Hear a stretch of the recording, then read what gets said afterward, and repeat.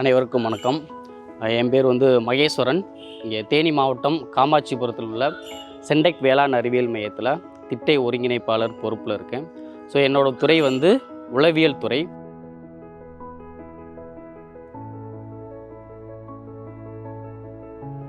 பெரும்பாலும் நம்ம கேவிகே மூலமாக விவசாயிகளுக்கு அறிமுகப்படுத்தப்பட்ட கோ 55 RNR 150 48 அப்படிங்கிற 2 ரகம் தான் பெரும்பாலான விவசாயிகள் முதல் பருவத்தில் சாகுபடி பண்ணுறாங்க. சோளத்துலேயுமே ஈல்டு ரொம்ப கம்மியாக இருந்துச்சு, அதே மாதிரி கம்புலையுமே ஈல்டு கம்மியாக இருந்துச்சு. ஸோ அதை நிவர்த்தி பண்ணணும் அப்படிங்கிறக்காக நம்ம கோ 10 அப்படிங்கிற கம்பு ரகத்தை விவசாயிகிட்ட அறிமுகம் செய்தோம். இன்றைக்கி கிட்டத்தட்ட ஒரு 500-600 ஹெக்டேரில் கம்பு கோ 10 அப்படிங்கிற ரகமும் கோஹெச் 10 போன வருஷம் தான் அறிமுகப்படுத்தினோம். அது ஒரு 10-20 விவசாயிகள் இப்போ பண்ணிகிட்டு இருக்காங்க. நல்ல மகசூல் வருது, அதே மாதிரி தட்ட மகசூலும் நல்லா வருது. இப்போ நம்ம புதிய ரகங்கள் விவசாயிகள்கிட்ட சொல்கிறோம், இந்த மாதிரி இப்படி ரகம் இருக்குது, அதை சாகுபடி பண்ணிக்கங்கன்னு.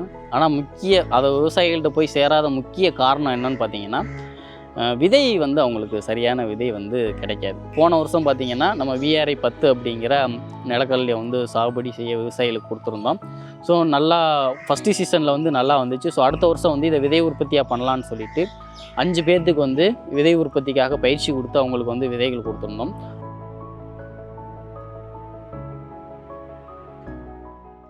ஸோ நம்ம உளவியல் துறை மூலமாக பார்த்திங்கன்னா தேனியில் அதிக அளவு சாகுபடி செய்யக்கூடிய பயிர் நெல். கிட்டத்தட்ட 12,000 முதல் 14,000 ஹெக்டேர் வரைக்கும் நெல் சாகுபடி பண்ணுறாங்க. இருபோக சாகுபடி தான் இங்கே அதிகமாக இருக்குது. கிட்டத்தட்ட 8,000 ஹெக்டேர் வரைக்கும் இருபோக சாகுபடி. முதல் சீசன் பார்த்திங்கன்னா ஜூன் மாதம் ஸ்டார்ட் ஆகும். கம்பம் வேலியிலேருந்து தேனி வரைக்கும், தேனி வீரபாண்டி அது வரைக்கும் பார்த்திங்கன்னா முதல் போக சாகுபடி ஜூன் மாதம் ஸ்டார்ட் பண்ணிடுவாங்க.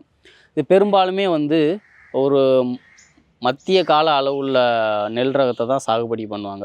120லேருந்து 130 நாள் வரைக்கும், 130 நாளில் அறுவடை பண்ணக்கூடிய ரகங்கள் தான் சாகுபடி பண்ணுவாங்க.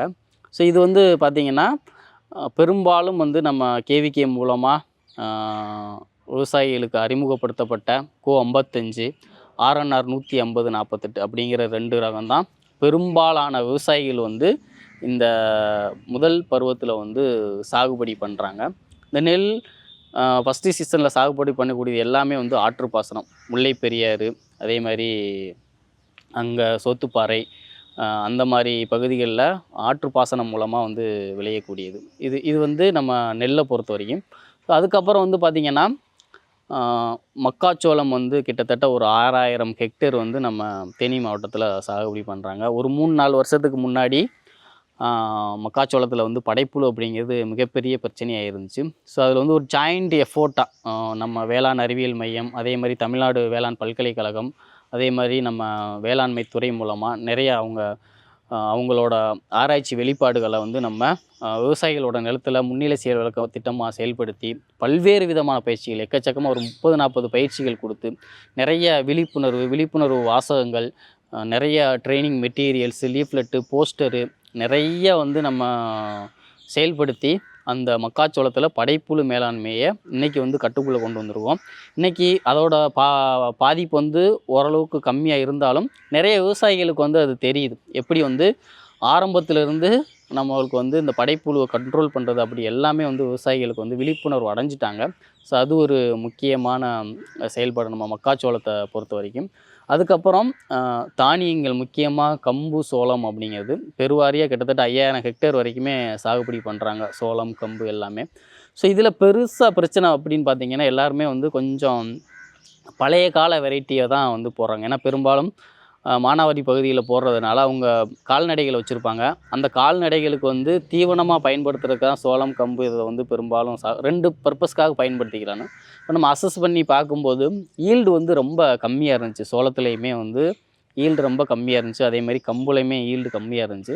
ஸோ அதை நிவர்த்தி பண்ணணும் அப்படிங்கிறக்காக நம்ம கோ 10 அப்படிங்கிற கம்பு ரகத்தை விவசாயிகிட்ட அறிமுகம் செய்தோம். இன்றைக்கி கிட்டத்தட்ட ஒரு 500-600 ஹெக்டேரில் கம்பு கோ 10 அப்படிங்கிற ரகமும் கோஹெச் 10 போன வருஷம் தான் அறிமுகப்படுத்தினோம். அது ஒரு 10-20 விவசாயிகள் இப்போ பண்ணிகிட்டு இருக்காங்க. நல்ல மகசூல் வருது, அதே மாதிரி தட்ட மகசூலும் நல்லா வருது. சோளத்தை பொறுத்த வரைக்கும் பார்த்திங்கன்னா சோளத்தில் கே 12 அதே மாதிரி கோ 32 அப்படிங்கிற 2 ரகம்தான் இப்போ பெரும்பாலான விவசாயிகள் வந்து பண்ணிக்கிட்டு இருக்காங்க. 2மே வந்து பார்த்திங்கன்னா தானியமும் மகசூல் வரும், தட்டையும் மகசூல் வரும். ஸோ இது 2ம் வந்து விவசாயிகள் நம்ம புதிய ரகங்களில் இது 2ம் சாகுபடி பண்ணுறாங்க. இப்போ நம்ம புதிய ரகங்கள் வந்து விவசாயிகள்கிட்ட சொல்கிறோம், இந்த மாதிரி இப்படி ரகம் இருக்குது, அதை சாகுபடி பண்ணிக்கங்கன்னு.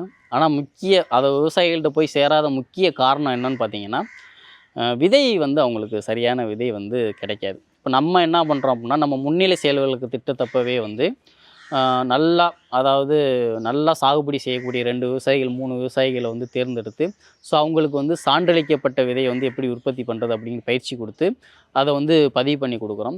ஸோ அது மூலமாக வந்து அவங்க விதை உற்பத்தி பண்ணி மற்ற விவசாயிகளுக்கு வேளாண் அறிவியல் மையம் மூலமாக வந்து கொடுக்குறாங்க. இப்போ என்னென்னா, நம்மளுக்கு வந்து விதை டிமாண்ட் அப்படிங்கிறது கிடையாது. அவங்களே பண்ணி நம்ம வேளாண் அறிவியல் மையத்து மூலமாக மற்ற விவசாயிகளுக்கு வந்து கொடுக்கறதுனால, நம்ம மாவட்டத்துக்கு தேவையான இப்போ சோளம் வந்து 32 தேவைப்படுது அப்படின்னா, நம்ம விவசாயிகள் நிலத்துலேருந்தே பண்ணி கொடுக்கறதுனால, சான்றளிக்கப்பட்ட விதை தான் கொடுக்கறதுனால அவங்களுக்கு வந்து மற்ற விவசாயிகளுக்கு வந்து இது எளிதாக வந்து கிடச்சிருது. இது ஒரு சில ரகங்கள் வந்து கிடைக்காது. நம்மளுக்கு கிடைக்காதப்ப என்ன பண்ண முடியும்னா, நம்மளால் மற்ற மாவட்டங்களிலேயோ மற்ற ஆராய்ச்சி நிலையங்களையும் நம்ம தொடர்பு கொள்ள வேண்டியிருக்கும். ஸோ அங்கேயும் இந்த ஆல்ரெடி டிமாண்ட் இருக்கிறதுனால நம்மளுக்கு விதை வந்து கிடைக்காது. ஸோ இதே மாதிரி போன வருஷம் பார்த்திங்கன்னா, நம்ம VRI 10 அப்படிங்கிற நிலக்கடலையை வந்து சாகுபடி செய்ய விவசாயிகளுக்கு கொடுத்துருந்தோம். ஸோ நல்லா ஃபஸ்ட்டு சீசனில் வந்து நல்லா வந்துச்சு. ஸோ அடுத்த வருஷம் வந்து இதை விதை உற்பத்தியாக பண்ணலான்னு சொல்லிட்டு 5 பேர்த்துக்கு வந்து விதை உற்பத்திக்காக பயிற்சி கொடுத்து அவங்களுக்கு வந்து விதைகள் கொடுத்துருந்தோம். அவங்க பண்ணி கிட்டத்தட்ட வந்து ஒரு 60-70 பேருக்கு வந்து இன்றைக்கி VRI 10 ரகம் வந்து அந்த ஒரு பர்டிகுலர் ஆண்டிப்பட்டி இதில் அடைக்கம்பட்டி அவங்க அப்படிங்கிற கிராமத்தில் அந்த விவசாயிகளுக்கு மட்டும் கொடுக்கறதுக்காக ஏற்பாடு பண்ணிக்கிட்டு இருக்கோம். இதே மாதிரி எல்லா பயிர்கள்லையுமே நம்மளால் எதெல்லாம் வந்து விதைக்கு வந்து டிமாண்ட் இருக்கோ அந்த பயிர்கள்லாம் விவசாயிகள் தொடர்பு மூலமாக விவசாயிகளோட நிலத்தில் விதை உற்பத்தி பண்ணி மற்ற விவசாயிகளுக்கு வந்து நம்ம வந்து கொடுத்துக்கிட்ருக்கோம்.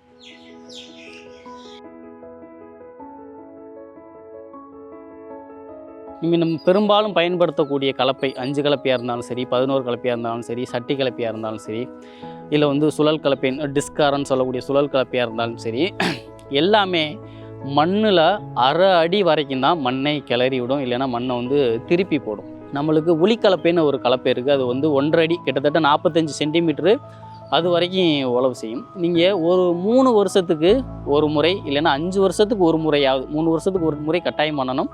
அப்படி இல்லைனாலும் அட்லீஸ்ட் ஒரு 5 வருஷத்துக்கு ஒரு முறையாவது நீங்கள் அந்த கலப்பையை வச்சு நம்ம நிலத்தை வந்து உழவு பண்ணணும்.